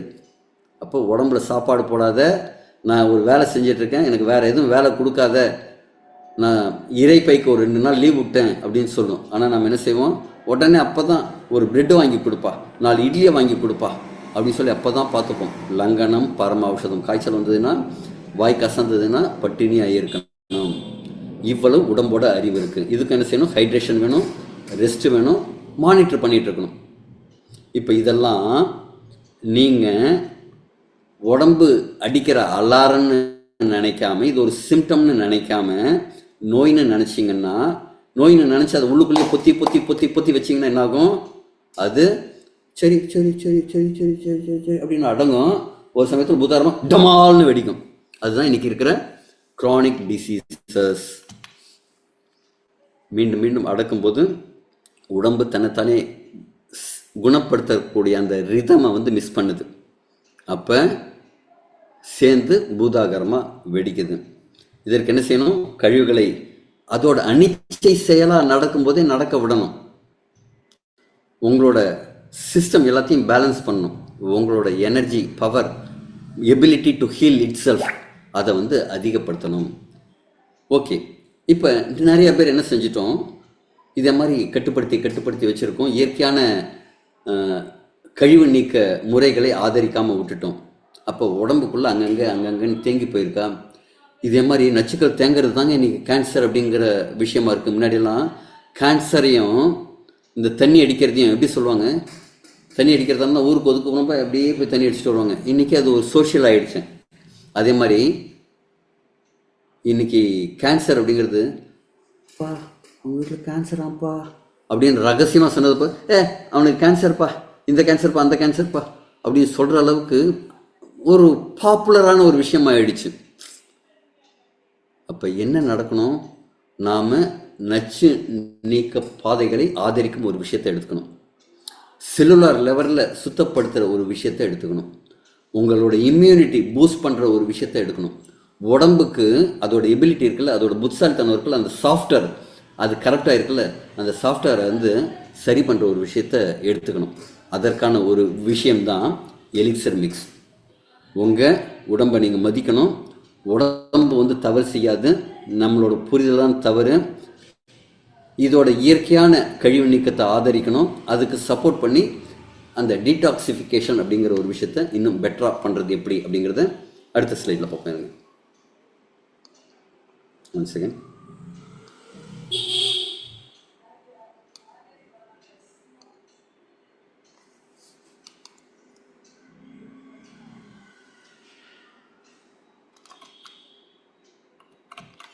இப்போ இந்த எலிக்சர் மிக்ஸ் பற்றி பார்ப்போம். இதில் ஒரு 12 இன்க்ரீடியன்ட்ஸ் இருக்குது. இந்த 12 இன்க்ரீடியன்ஸும் சேர்ந்து நம்ம உடம்பில் இந்த கழிவு நீக்கம் இயற்கையாக நடந்தாலும் சரி, இயற்கையாக நடக்கவும் செய்யும். அது மட்டும் இல்லாமல் செயற்கையாக இது கொஞ்சம் வலுக்கட்டாயமாக எல்லாத்தையும் தள்ளி வெளியும் தள்ளும். இது அதோடு மட்டும் இல்லை, இந்த எலிக்சர் மிக்ஸுங்கிறது ஃபஸ்ட்டு விஷயம் செய்கிறது இந்த டீடாக்சிஃபிகேஷன். உடம்பில் இருக்கிற சுத்தப்படுத்தும் வேலையை செய்யுது செல்லுலார் லெவலில். அடுத்தது பாடியோட இம்யூனிட்டி இன்க்ரீஸ் பண்ணுது, நோய் எதிர்ப்பு சக்தியை அதிகரிக்குது. அடுத்தது ஹார்மோன்ஸ் எல்லாம் பேலன்ஸ் பண்ணி கொடுக்குது. ஒரு ஹார்மோன் அதிகமானாலும் மிகணும் குறையணும் நோய்னு சொல்லுவாங்க. இந்த எலிக்சர் மிக்ஸ் பாடியில் இருக்கிற ஹார்மோன்ஸை பேலன்ஸ் பண்ணுது. அடுத்தது உடம்புக்கு ஒரு ஓய்வை கொடுக்குது, மனசுக்கும் உடலுக்கும் ஒரு ஓய்வை கொடுக்குது. அடுத்தது செல் லெவலில் அந்த புதிதாக செல் உருவாகும் திறன் இருக்குல்ல, பழையன கழிதலும் புதியன புகுதலும், அந்த பழையன கழிஞ்சு புதுசாக மாறும்போது நல்ல குவாலிட்டியான செல்லாக மாறுறதுக்கான ஒரு ஸ்டெம் செல் அப்படிங்கிற டெக்னாலஜி இருக்குது. இது எல்லாம் சேர்ந்து உங்கள் உடம்பை ஒரு முழு ஆரோக்கிய பாதைக்கு எடுத்து செல்லுது. இதில் ஃபர்ஸ்ட் இருக்கிற ஒரு இன்க்ரீடியன்ட் பேர் ட்ரிச்சிலியா காட்டிகுவா. இது அமேசான் காடுகளில், பிரேசில் பக்கத்தில் அமேசான் பகுதியில் விளையக்கூடிய ஒரு மர வகை தாவரம். அங்கே இருக்கிற பழங்குடியினரெல்லாம் இது ஒரு உயிர் சக்தி டானிக்காக யூஸ் பண்ணுவாங்க பாரம்பரியமாக. இது உடம்போட ஹீலிங் பவரை இன்க்ரீஸ் பண்ணும், நரம்பு மண்டலத்தை பாதுகாக்கும், ஒரு எனர்ஜியை கொடுக்கும், ஆண்மைத்தன்மைக்கு அதிகமாகும், ஞாபக சக்தியை இன்க்ரீஸ் பண்ணி கொடுக்கும். அதில் இருக்கிற ஃப்ளேவனாய்ட்ஸ் அல்கலாய்ட்ஸ் எல்லாம் உடம்புல நிறைய எனர்ஜி, ஸ்ட்ரெஸ்ஸை கம்மி பண்ணுறது, இதே மாதிரி நிறைய விஷயங்களை செஞ்சு கொடுக்கும். ரத்த ஓட்டத்தை மேம்படுத்தி கொடுக்கும். அப்போ என்ன ஆகும், உங்கள் உடம்புல ஏடிபி ப்ரொடக்ஷன் அளவுக்கு பெட்டராக இருக்கும். அடுத்தது நரம்புகள் ஒன்றோட ஒன்று சமிக்கை பண்ணுறது. அந்த அனிச்சை செயல்னு சொன்னல, அப்படி தொட்டால் சுடும் அப்படின்னு சொல்லுவோம்.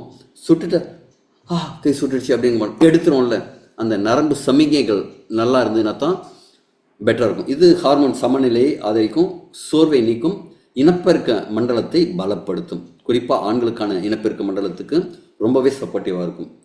அதே மாதிரி கழிவு நீக்கத்தில் இதோட பங்கு என்னென்னு பார்த்தீங்கன்னா, லிவரோட டீடாக்சிஃபிகேஷன் அந்த எபிலிட்டியை வந்து இன்க்ரீஸ் பண்ணி கொடுக்கும், ரத்தத்தை சுத்திகரித்து கொடுக்கும், உடம்புல இருக்கிற அந்த மெட்டபாலிக் வேஸ்ட்ஸை வெளில தள்ளுறதுக்கு ரொம்ப சப்போர்ட் பண்ணும். செல்லுலார் லெவலில் மைட்டோகாண்ட்ரியாலேருந்து நச்சுக்கள் நீங்கிறதுக்கும் இது சப்போர்ட் பண்ணும். காரணம் என்னென்னா, அந்த ரத்த ஓட்டம் போய் ஒவ்வொரு செல்லுக்கும் ரத்த ஓட்டத்தை மிகைப்படுத்தி கொடுக்கும். அடுத்து செரோனா ரெப்பன்ஸ் அப்படிங்கக்கூடிய சாப்பால்மெட்டோ, இது ஒரு பனை வகை தாவரம். இது குறிப்பாக ப்ராஸ்டேட் ஆரோக்கியத்துக்கு நல்லது. இப்போ வயதாக குறிப்பாக தாம்பத்தியம் குறையும் போது ப்ராஸ்டேட் சுரப்பி வந்து வீங்க ஆரம்பிக்கும். அந்த ப்ராஸ்டேட்லேருந்து தான் ஒரு லிக்விட் சுரக்கும். அது ஸ்பெம்ஸோட பில்லை வந்து அதை நரிஷ் பண்ணி அதோட பேசேஜை கரெக்டாக போய் சேர்றதுக்காக சப்போர்ட் பண்ணக்கூடிய ஒரு சுரப்பி. அது வயதாக ஒரு வீக்கம் வரும். வீக்கம் வரும்போது அது சிறுநீர் வெளிவரும் பாதையை அடைச்சிக்கும். சிறுநீர் பிளாடர், அந்த யூரினரி பிளாடர் இப்படி இருக்கும் அப்படின்னா, இதை நசுக்கி அதில் உள்ள ஒரு குழியாக வந்துடும். இந்த இடத்துலலாம் மேல் பகுதியில் சிறுநீர் தேங்கியிருக்கும். அதனால என்ன ஆகும்னா, அடிக்கடி யூரினேஷன் அர்ஜி இருந்துகிட்டே இருக்கும். நைட்லலாம் ஒரு 2 ட்ரிப் 3 ட்ரிப்பெல்லாம் யூரின் போகிற மாதிரி இருக்கும். இந்த வீக்கத்தை குறைத்து யூரினரி பிளாடரோட ஸ்ட்ரென்த்தை இன்க்ரீஸ் பண்ணி சிறுநீர் பாதையை சரி பண்ணி கொடுக்கும். அது தவிர இது வளர்சிதை மாற்றத்தை இன்க்ரீஸ் பண்ணிக்கிறோம். குறிப்பாக ஆண்ட்ரோஜன் லெவலுக்கு வந்து சமநிலைப்படுத்தி கொடுக்கும். 1 செகண்ட். இது சிறுநீர்ப்பை, இந்த நச்சு குறைப்பு, இது எல்லாத்துக்குமே சப்போர்ட் பண்ணும். குறிப்பாக இடுப்பு பகுதியில் இருக்கிற பிறப்புறுப்பு சம்பந்தமான இடங்களில் இருக்கிற நச்சு பொருட்களை வேகமாக வெளியேற்றும். அடுத்தது குக்குர்பிட்டா மஸ்டோ அப்படிங்கக்கூடிய குரூக்குடு பம்கின் அப்படிங்கக்கூடிய பகாமா தீவுகளில் விளையக்கூடிய ஒரு உயர்தரமான அதிக நுண்ணூட்டச்சத்து உள்ள ஒரு பரங்கி தாவரம். இது பாட்டில் மாதிரி, அந்த நம்ம சுரைக்காய் மாதிரி வித்தியாசமாக இருக்கும். இதில் இருக்கிற விதைகளில் வந்து நுண்ணூட்டச்சத்துக்கள் அதிகமாக இருக்கும். இதில் குறிப்பாக மெக்னீஷியம், ஜிங்க், ஆன்டி ஆக்சிடென்ட்லாம் எக்கச்சக்கமாக இருக்கும். இது செரிமான மண்டலத்தை பாதுகாக்கும், நோய் எதிர்ப்பு சக்தியை கொடுக்கும், குடலை வந்து ஆரோக்கியமாக வச்சுக்கும், குடல் சுத்திகரிப்பு. அது மட்டும் இல்லை, நம்ம உடம்புல ஃபங்கஸ், ஒட்டுண்ணிகள் அப்படிங்கலாம் இருக்கும். இப்போ நாயில் பார்த்தீங்கன்னா, நாய் மேலே ஒரு பெயின் மாதிரியெல்லாம் இருக்கும், பார்த்துருக்கீங்களா? அதே மாதிரி நம்ம உடம்புகள்லேயும் உள்ளுக்குள்ளேயும் நிறைய ஒட்டுண்ணிகள் இருக்கும். நாக்குப்பூச்சினெல்லாம் கூட கேள்விப்பட்டிருப்பீங்க. அதெல்லாம் அகற்றும், இந்த கட் ஹெல்த்தை வந்து இம்ப்ரூவ் பண்ணி கொடுக்கும். அடுத்தது நெருஞ்சியல் முள், பங்க்சர் வேணும்னு சொல்லக்கூடிய நெருஞ்சியல் முள். இது ஹார்மோனை பேலன்ஸ் பண்ணி கொடுக்கும். குறிப்பாக ஆண்களுக்கான செக்ஸுவல் ஆற்றலுக்கு வந்து இன்க்ரீஸ் பண்ணி கொடுக்கறதுக்கு, கிட்னியில் இருக்கிற ஸ்டோன்ஸை வெளியில் தள்ளுறதுக்கு. அந்த நச்சு நீக்கத்தில் ரொம்ப முக்கியமான விஷயம் என்னென்னா, இது எடுக்கிற நிறைய பேருக்கு என்ன ஆகும்னா, பேக் சைடில் ஒரு பெயின் வரும். பெயினும் நல்லது. உடம்போட அந்த ரிப்பேரிங் ப்ராசஸ் நடக்குது அப்படிங்கிறதுக்கான அர்த்தம். இது உள்ள இருக்கிற அந்த கற்களை வெளியேற்றும், உடைத்து வெளியேற்றும், சில சமயம் முழுசாகவும் வெளியேற்றும், தசை அண்ட் நரம்பு மண்டலத்தை வந்து ஸ்ட்ரெங்தன் பண்ணி கொடுக்கும், சிறுநீரக வடிகட்டுதலை மேம்படுத்தி கொடுக்கும். இதுவும் வளர்சிதை மாற்ற கழிவுகளை வேகமாக அகற்றும்.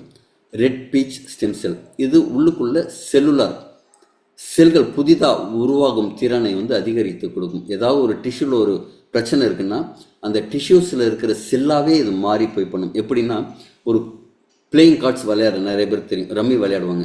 ஒரே ஒரு சீட்டு வரலைங்க சார் அப்படின்னு வெயிட் பண்ணிட்டு இருப்பாங்க. இந்த ஜோக்கர் வந்ததுன்னா எடுத்து வச்சு டிக் அப்படின்னு நடிப்பாங்க. அதே மாதிரி ஏதாவது ஒரு செல் டேமேஜ் ஆச்சுன்னா இந்த ஸ்டெம் செல்ஸ் போய் அந்த செல்லாகவே மாறி அந்த சிஸ்டத்தை வந்து கரெக்ட் பண்ணி கரெக்டாக வேலை செய்யறதுக்கு சப்போர்ட் பண்ணும். அடுத்தது செல் பழுது பார்க்குறது, ஆக்சிஜனேற்றம், அதாவது ஃப்ரீ ரேடிக்கல்ஸை ரிமூவ் பண்ணுறது, இதே மாதிரி விஷயங்கள்லாம் செய்யும். செல்லுலார் கழிவுகளை வெளியேற்றுறதுக்கு வேகமாக சப்போர்ட் பண்ணும். க்ரீன் ஆப்பிள் ஸ்டெம் செல்ஸ், இது குறிப்பாக அழகு அதிகமாகணும்னு விரும்புகிறவங்களுக்கு இந்த ஸ்டெம் செல்ஸ் ரொம்ப சப்போர்ட் பண்ணும். முக வசீகரமாக இருக்கணும், என்ன இருக்கணுங்க, அந்த ஃபைன் லைன்ஸ் எல்லாம் இருக்கக்கூடாது, மூஞ்சியில் சுருக்கம் இருக்கக்கூடாது, ஸ்கின்னோட எலாஸ்டிசிட்டி நல்லா இருக்கணும், தொங்கியெல்லாம் இருக்கக்கூடாது, ஸ்கின் இளமையாக இருக்கணும்.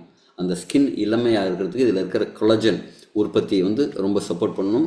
இது தோல் டிஷ்யூஸ் எல்லா இடத்துலையுமே அந்த ரிப்பேரிங் ப்ராசஸை பெட்டராக பண்ணும், இம்யூனிட்டியை பூஸ்ட் பண்ணி கொடுக்கும். கல்லீரலில் நம்ம லிவரில் நச்சுக்களை நீக்குவதற்கான சில என்சைம்ஸ் எல்லாம் உற்பத்தி ஆகும், அதை ப்ரமோட் பண்ணி கொடுக்கும். செல்லுலார் லெவலில் இருக்கிற நச்சுக்களை நீக்கும். இதில் ஆன்டி ஆக்சிடென்ட்ஸ் பாதுகாப்பு இருக்குது. இந்த க்ரீன் ஆப்பில் ஏதாவது ஒரு கீரல் விழுந்துச்சுன்னா தன்னைத்தானே குணப்படுத்திட்டு அது சரியாயிடுமா. அதே மாதிரி அதில் இருக்கிற stem cell, plant stem cell நமக்கும் ரொம்ப சப்போர்ட் பண்ணும். எபிமீடியம் கிராண்டிஃப்ளோரம் அப்படிங்கக்கூடிய ஹார்னி கோட்வீட் அப்படிங்கிற தாவரம், இது இரத்த ஓட்டத்தை மேம்படுத்தும், நரம்பு மண்டலத்தை மேம்படுத்தி ஹார்மோன்களை சமப்படுத்தும், உடலுக்கு வந்து ஒரு உயிர் சக்தியை கொடுக்கும். இது வந்து எலும்புகளுக்கும் சப்போர்ட் பண்ணும். அதே மாதிரி ஆண்களுக்கான இனப்பெருக்க ஆரோக்கியத்தை, ஆண்மையை வந்து அதிகரித்து கொடுக்கும். அடுத்து கார்டிசெப் அப்படிங்கக்கூடிய காளான், இது ரொம்ப உயரமான இமயமலை போன்ற இருக்கிற இடத்துல விளையக்கூடிய காளான்.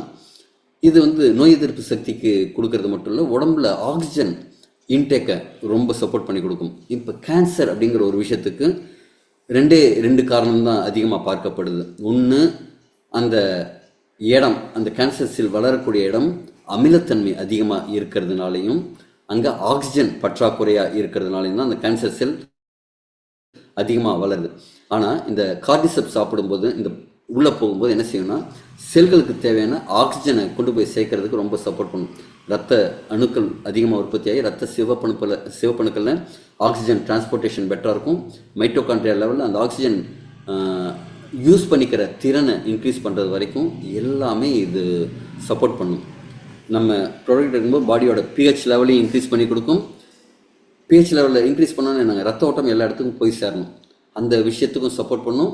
இந்த ஆக்சிஜன் டிரான்ஸ்போர்ட்டேஷனுக்கும் இது சப்போர்ட் பண்ணும்.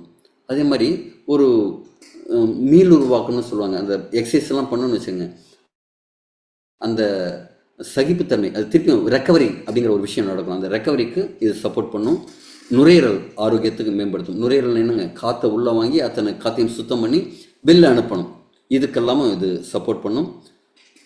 நச்சு நீக்கம் எல்லாத்துக்குமே இது ஓவராலாக சப்போர்ட் பண்ணும். இதில் இருக்கிற லாக்டிக் ஆசிட் அப்படிங்கிற விஷயத்தையும் டயர்ட் ஆக்கக்கூடிய நச்சுக்களையும் இது அகற்றுது உடம்புல. ஸ்டிவியா ரெபோடியானா, நம்ம ஊர் சீனி துளசின்னு சொல்லுவோம். இது இரத்த சர்க்கரையை சமநிலைப்படுத்துது, இன்சுலின் உற்பத்தியை அதிகரிக்கிறதுக்கு சப்போர்ட் பண்ணுது, சர்க்கரை சம்பந்தமான நச்சு சுமைகளை இது குறைக்குது, குடலில் இருக்கிற நுண்ணுயிரிகளை, தேவையற்ற நுண்ணுயிரிகளை வெளியேற்றுது, அந்த நுண்ணுயிரிகள் சமநிலையில் இருக்கிறத பராமரிக்குது. பேஷன் ஃப்ளவர், இது வந்து ஒரு நரம்பு மண்டலத்தை ஆதரவு கொடுத்து சப்போர்ட் பண்ணி மைண்டை வந்து ரிலாக்ஸாக காமாக வச்சுக்கக்கூடிய ஒரு பூ. இது தூக்கத்தை வந்து, மனசு அமைதியாக இருந்தால் என்ன ஆகுங்க, டென்ஷன் இல்லாமல் ஸ்ட்ரெஸ் இல்லாமல் இருந்தாலே தூக்கம் பெட்டராக இருக்கும். இது மன அழுத்த ஹார்மோன்கள், இந்த ஸ்ட்ரெஸ் ஹார்மோன்ஸ் எல்லாம் கம்மி பண்ணி கொடுக்கும், அதனால ரிலாக்ஸாக இருக்கும், அதனால் நைட்டெல்லாம் நல்ல தூக்கம் வரும். அடுத்தது கல்லீரல், குடலில் இருக்கிற நச்சுக்களை நீக்கும். இது ஜபுட்டிகாபா, இது நாவப்பழம்னு சொல்லுவோம்ல, அந்த நாவப்பழ வகையை சேர்ந்தது. ஆனால் அத்திப்பழம் மாதிரி மரக்கிளைகள்லேயே காய்க்கக்கூடிய ஒரு பழம். ரொம்ப நுண்ணூட்ட சத்துக்கள் மிகுந்த, குறிப்பாக விட்டமின் சி அதிகமாக இருக்கக்கூடிய பழம். அதனால இது ஒரு ஆன்டி ஆக்சிடென்ட் பழம். இதே ஆரோக்கியத்துக்கு நல்லது. ரத்த ஓட்டத்துக்கு இம்ப்ரூவ் பண்ணி கொடுக்கும். ரத்தம் ஓட்டம் மட்டும் இல்லை, ரத்தத்தை சுத்திகரிக்கிறதுக்கு, அந்த பிளட்டை வந்து பியூரிஃபை பண்ணுறதுக்கு இது ரொம்ப சப்போர்ட் பண்ணும்.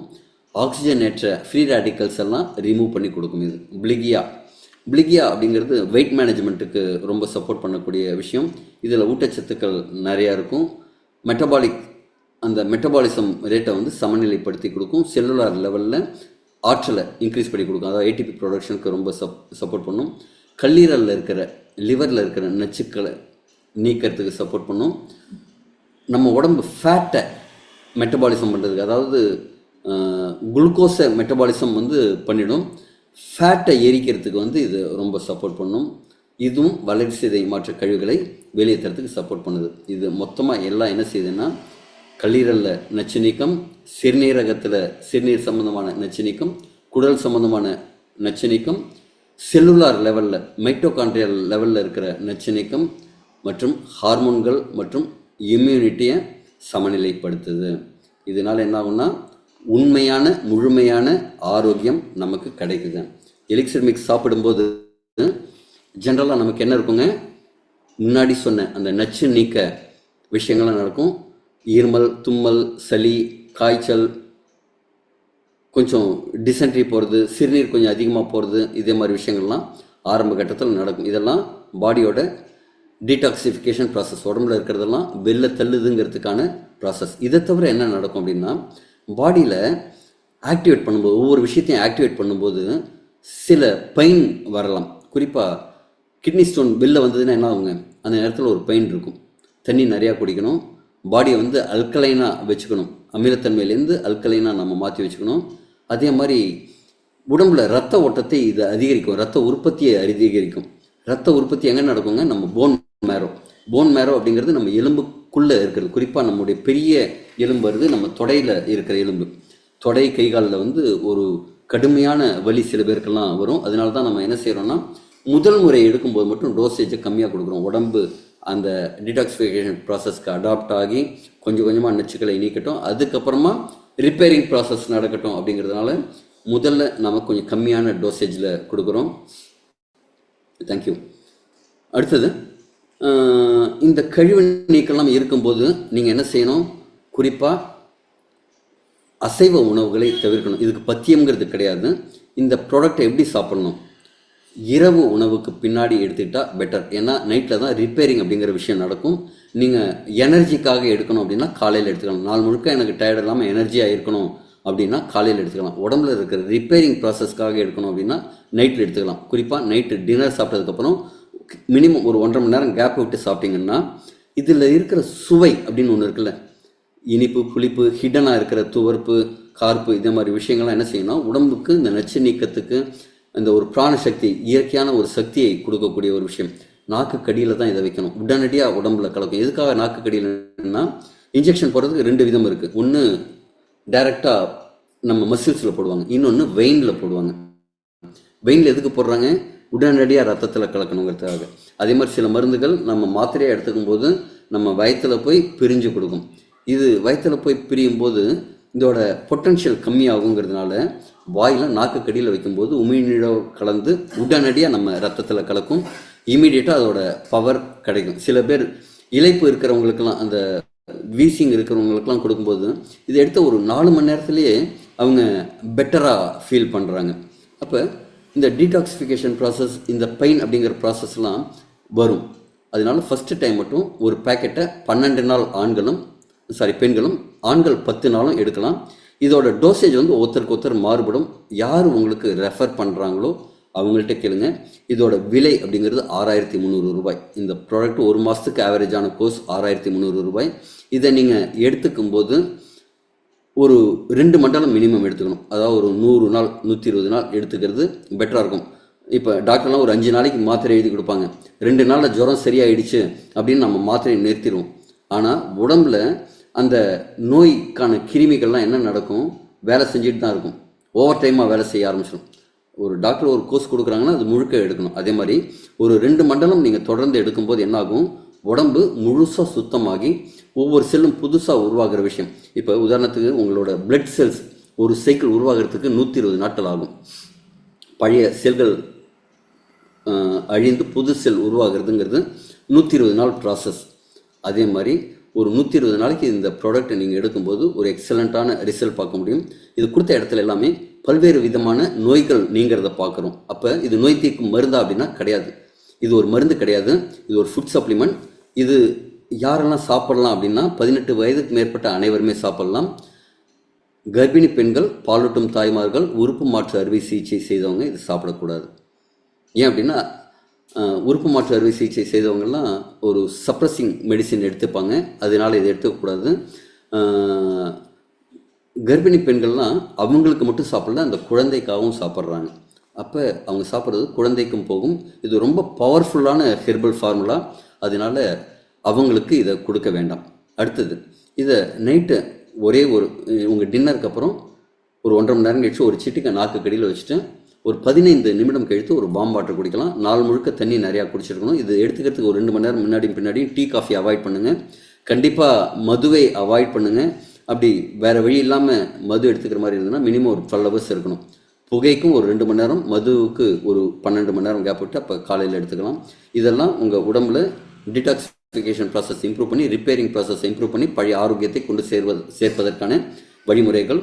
நன்றி, வணக்கம். Thank you very much. யாருக்காவது ஏதாவது கொஸ்டின்ஸ் இருந்ததுன்னா அதுக்கு மட்டும் ஹேண்ட் ரைஸ் பண்ணலாம். ஜஸ்ட் டைம் ஆகிடுச்சுங்கிறதுனால ஒரு 5 மினிட்ஸ் மட்டும் ப்ளீஸ். யாராவது கேட்டிங்கன்னா ஆன்சர் பண்ணலாம். Thanks for your comments. Thank you very much.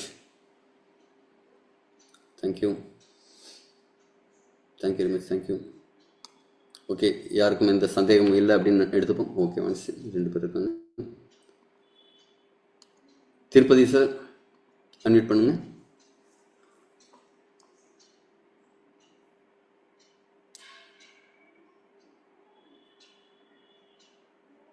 Unmute பண்ண முடியுதாங்க sir? Tirupati sir.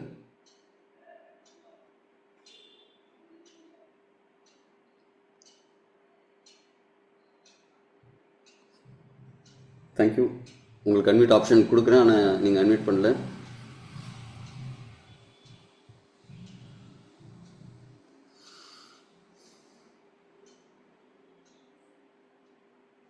Ramya madam, நம்ம சண்டேவே நம்ம நிறைய டிஸ்கஸ் பண்ணிட்டோம். நம்ம டீமுக்கான செஷனில் பண்ணிட்டோம். வேறு ஏதாவது டவுட் இருக்கா சார்? இப்போ நீங்கள் பேசுனது ஏதாவது ரெக்கார்டடுக்கு வருமாங்க சார்? ட்ரை பண்ணுறேன் madam. Thank you. Okay, thank you sir. Tirupati sir. Okay, நன்றி, வணக்கம். மீண்டும் நாளை அடுத்த செஷனில் சந்திப்போம். Thank you very much. Good night all.